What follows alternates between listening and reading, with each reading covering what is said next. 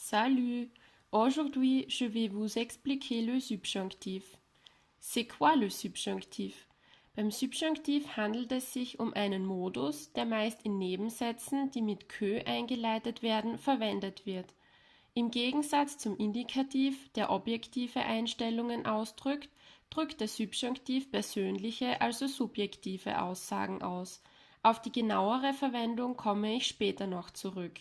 Kommen wir nun zur Bildung des Subjonktivs. Wir benötigen den Stamm der dritten Person Plural im Indikativ Präsent und hängen folgende Endungen an: e, es, ion, ie und ent.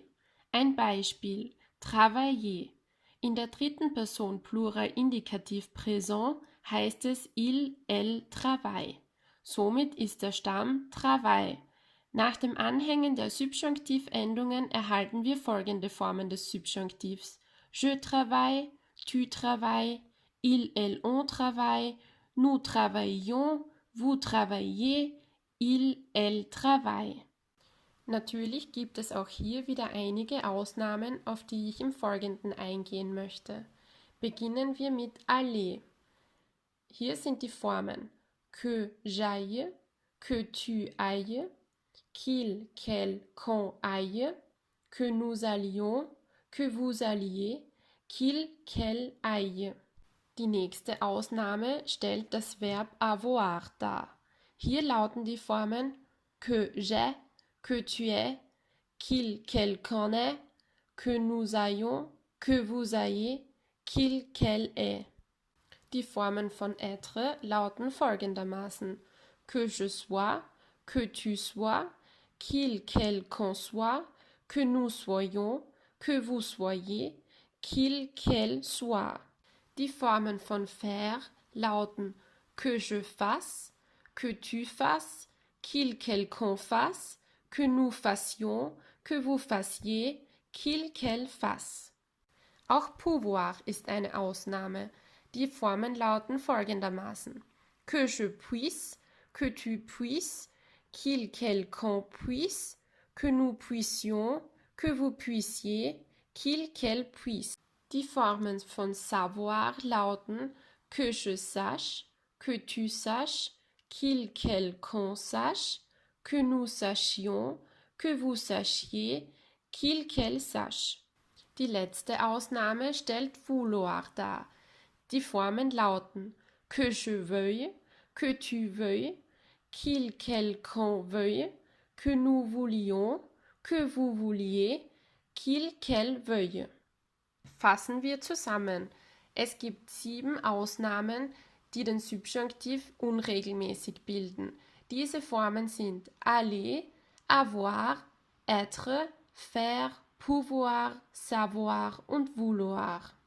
Kommen wir nun zurück zur Verwendung des Subjonktivs. Um den Subjonktiv verwenden zu können, darf im Satz keine Subjektgleichheit herrschen. Ein Beispiel: J'aimerais qu'il vienne. Hier haben wir 2 Subjekte, zum einen je und zum anderen il. Diese beiden unterscheiden sich voneinander.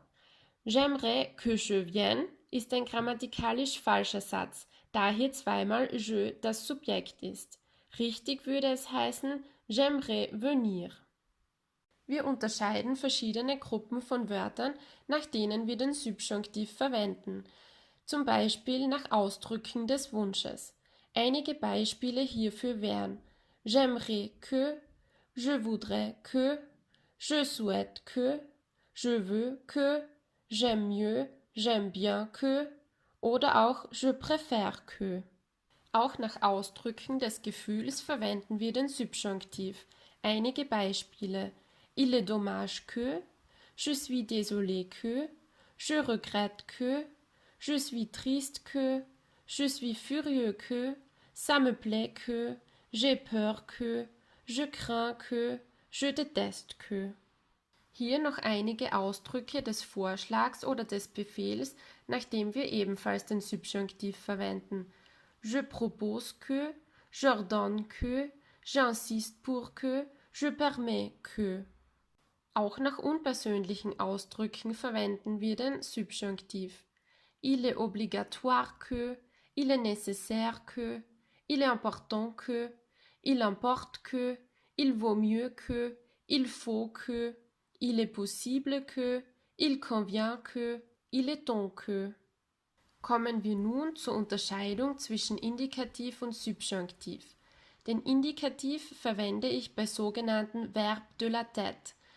Alle Wörter, die mit dem Meinen oder Denken zu tun haben. Zum Beispiel je crois que, je pense que, je trouve que, je suis d'avis que. Auch bei unpersönlichen Ausdrücken, die eine Sicherheit ausdrücken, verwende ich den Indikativ. Il est clair que, il est probable que, il est certain que.